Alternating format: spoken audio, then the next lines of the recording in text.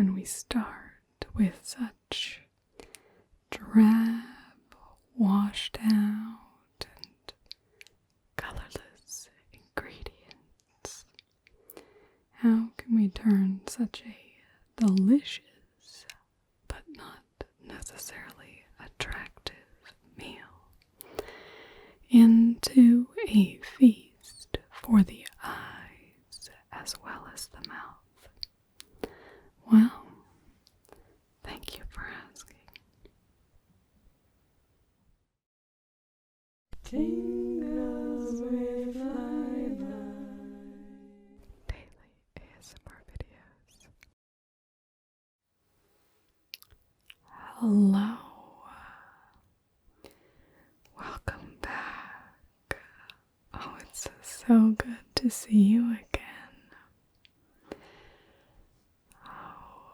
Part of what I love about these sessions is because they are so personalized and, we just get to do what we want to do, that I can address these sort of questions. So I was thrilled when you presented the challenge of how do you artfully plate a beef stroganoff meal. So you can see we have some elements around here, and I will explain them in just a moment. But the foundation to any plating exercise is obviously the plate. You'll notice here we have a gorgeous, gorgeous blue plate. Now, this plate I have very specifically chosen for this specific purpose. You'll notice on the right side of our table, we have the elements that are traditionally associated, at least with my recipe of beef stroganoff. You have the pasta and the sauce. And if we look over here, ignoring everything else on the table, there are certain things that stand out in a color sense. We've got very yellow type color, kind of off-white, creamy yellow color for the pasta. And then in our sauce, we have some kind of grayish browns, very neutral colors, and a fair bit of warmth involved as well. Probably a little more with the yellow, but we have very neutral tones here. So obviously you could select a black plate, you could select a white plate, but I find for a dish like this that has very little in the way of color on its own, to introduce some color in the plate can make it very pleasing to the eye. And blue really cools down the tone. And we also know you can see the yellow and the blue. And these are very nice contrasting colors that look very good together. As we know in the Starry Night painting and that sort of thing, you can take your inspiration from the finest of artists, of course.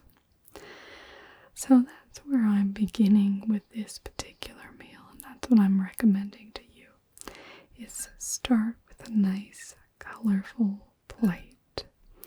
It'll really help, and I think if it's a cool color plate, that helps even more. It really helps neutralize and cut through. Now, that may be different if your table is a different color. We obviously have a nice wood table here, and so overall the blue and the yellow and the neutral come together quite nicely. So we can see here we have a nice, just show you, got a nice bit of pasta. I've put a little oil on it just so that it'll stay moist, because obviously it'll sit for a little while I'm talking to you before we get it on the plate. I've chosen the bow ties, the farfalle. I think they're very cute and a nice piece for this. Next we have our sauce. Now I've called this beef stroganoff, but it's probably a little bit of a misnomer because it's, as you've probably noticed by now, I'm obsessed with kangaroos, so this is a kangaroo stroganoff. Oh, it's just such a lean meat, and it's a wild meat as well. They are overabundant because of the lack of predation, so it's an ethical and responsible thing to eat, in my opinion. Everybody has their own opinions on these things, obviously. Now, when you have a dish like this, which is quite simple, so quite often when I eat beef stroganoff, I don't really have much of a side, kind of just eat it together. It's a very whole meal on its own. So you'll notice the elements that I have over here, which we're going to use to garnish. You can see the meat in here. It's a bit off color. It doesn't necessarily look the most attractive because it's lightened up and kind of made gray by the sauce color. So all I've done here is actually just taken some meat out earlier in the cooking process so that we can use that as a garnish on the top. It helps to sell the meal. Plating is all about feasting with the eyes. Also got sour cream. So it's nice just to create a little interest and contrast. We can put a swirl or a dollop on top. And then we have basil. The beef stroganoff is seasoned with basil, rosemary, and oregano, and anything that you have fresh and on hand that's along those lines can be great, just chopped up to add a little bit of color. When you have a very kind of drab and not necessarily the most visually pleasing meal, it can really bring a lot of interest with the plate and with your garnishes. So, let us begin. For this, I'm just going to keep our serving in the center of the plate. As you'll remember, as we've discussed in previous sessions, negative space on the plate adds to the aesthetic of a plate and makes it feel more refined. If you want to feel more full overabundant, then usually a smaller plate could be used. But that's not my particular aesthetic. So we're just going to place our pasta here in the middle of the plate. And I am trying to keep this a bit symmetrical relatively. We don't want to have just, a completely round circle, but roughly in the middle.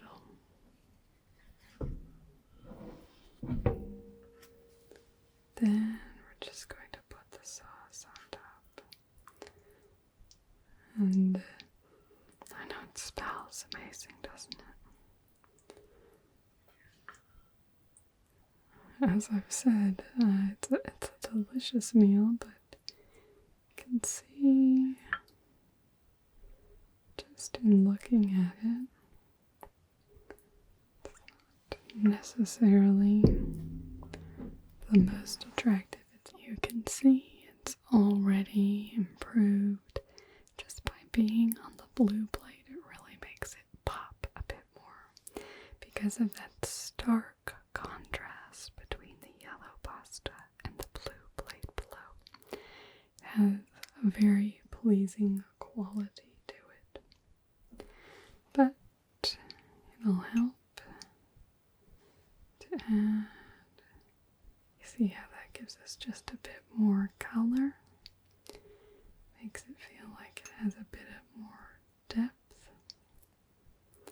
So put the kangaroo on. And then we'll put on our dollop of cream. I'm trying to get this.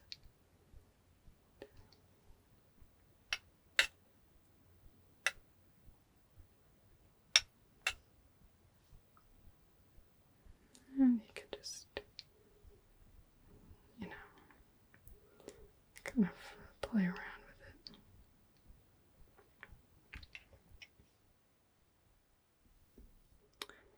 And then where this will really come to life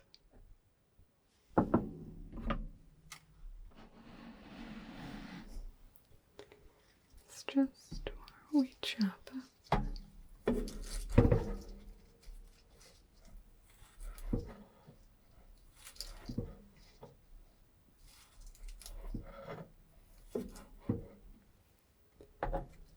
just where we chop up